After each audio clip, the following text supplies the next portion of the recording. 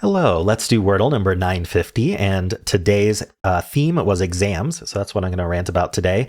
I didn't prep this at all. And I just wanted to sort of think through exams because I've thought about them quite a bit and I'm heavily conflicted on them.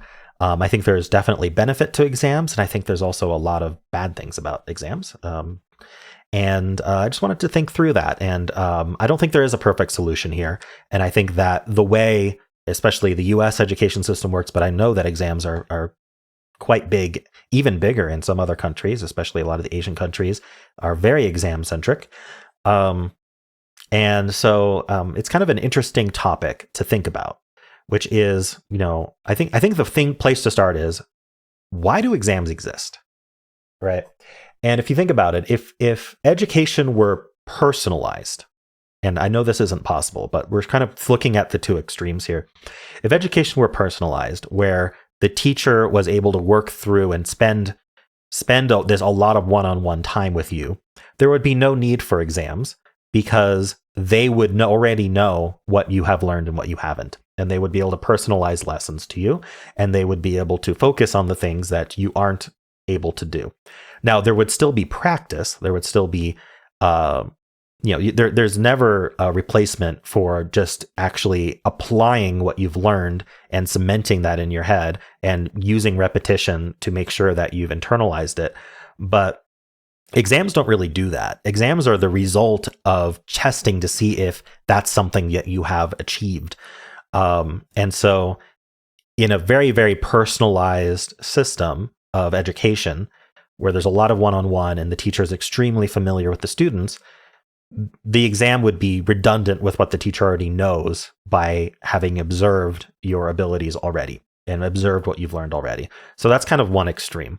The other extreme is an extremely standardized education system with large classes where teachers don't have the ability to really know their students very well. This kind of describes universities and a lot of the large universities where, the lecturer comes in, whether it's a lecturer, or professor, or whoever is lecturing, they come in and they just see a swarm of people, and they may be able to pick out a few of them, a few that are very active in the class, maybe see them in office hours, etc. But there's a lot of that are just sort of unfamiliar faces the entire time, and that would happen more and more with larger and larger classes. And they stand there and they teach the things and they give assignments, and then the exam is there to see if the student learned what they were supposed to learn, because there's no way the lecturer could have a way to determine that otherwise.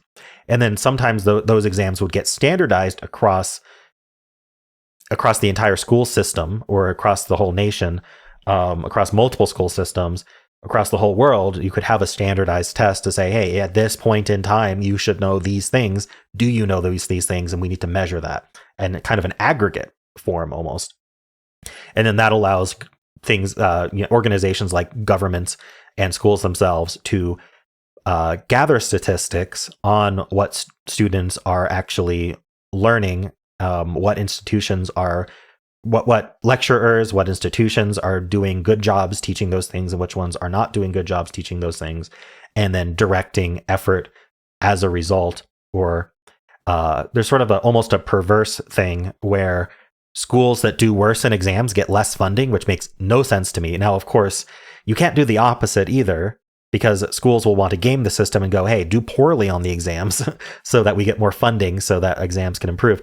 So it's kind of weird, but rewarding schools with money when they're already doing well just increases the imbalance between the schools as well. So I don't think funding should be based on exams, but also I don't have a good solution. And again, I think that there needs to be a balance because we have way more students than we have teachers. And so one-on-one is not going to be viable except in very specific small community circumstances. But at the same time, if everything is super standardized and we aren't personalizing to students, then we're leaving them to their own devices, and they aren't going to learn what they need to learn. And the exams are going to show that. Another issue I have with exams is that some people are just better at taking exams than others. Some people are better at coping with the stress. Some people are better at studying on their own. There's stress, there's anxiety, there's learning disabilities, where someone might need extra attention or extra help or extra time. when taking exams. There's some kids and people in general get more distracted than others. People's minds work differently. So someone could really, really know the information they're supposed to know.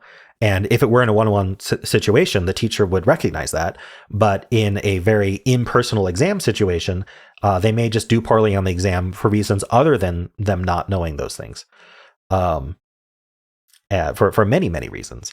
And then there's also sort of there seems to be definitely an inherent bias within exams themselves, which is very hard to eliminate. And it's a bias towards certain groups of people and against other groups of people. I know IQ tests, which aren't really exams, but IQ tests are notorious for giving minorities lower scores for reasons that are both historical and cultural, that makes it a very poor measure of what it's trying to measure.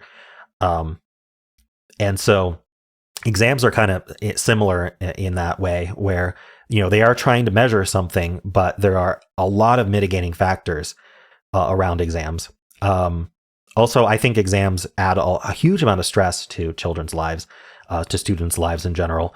And I don't think that they need to be that stressful. And then once you exit school, like, you don't have that same exam structure around your life.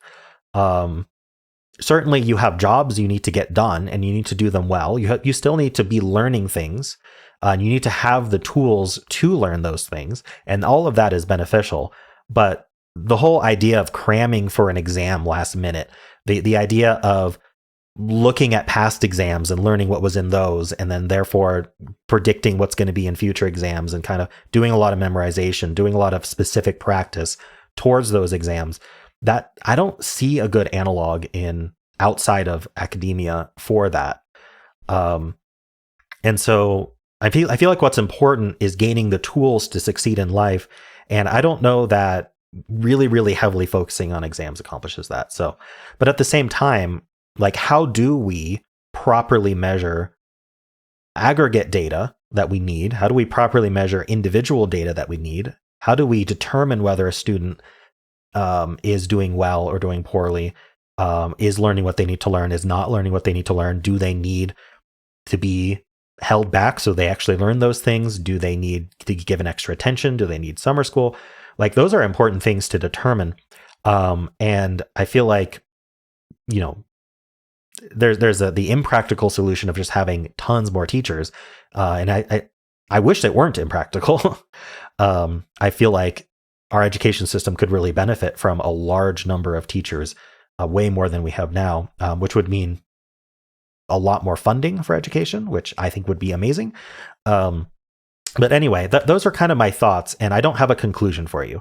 But those are kind of the thoughts that I've had around exams for a while now, and I'm interested to see what your perspectives are, especially if you're a teacher or you're currently a student, at different grade levels, things like that, different philosophies towards teaching, different countries. Really interested to hear your thoughts on exams in general. All right, so let's solve the Wordle now. This will be our exam for today. Can we solve the Wordle? For the exam theme, your favorite male Swiftie suggested final and grade. And I thought there was a lot of nuance to this start, because final exams are very important to your final grade. So kind of, not only is there a final exam, but it also affects your final grade, often very significantly, which is more that we could talk about. But anyway, I feel like I talked enough. We just have an L. I'm going to put it second because that's where L's like to be. Let's see. The question is, I feel like we're going to end up with a single vowel in this word. An O or a U. So let's try an O first. I don't know why clomp came to mind. That would be a really fun word, though. And guess 3 is for the fun words. So let's just guess clomp and move from there. That was helpful. Okay, so it's probably like an L-O-C-K word. Block. Can't be clock, which is actually really nice. Is it only block then? All right, well, your final exam can, if you do poorly, it can block you from moving to the next grade. There we go. So don't let your exams clomp you, or they will block you from moving on to your next grade level. All right. Cool. Block. Interesting word today. Multiple meanings. I think my instinct was basically right. L went second. There was a single vowel.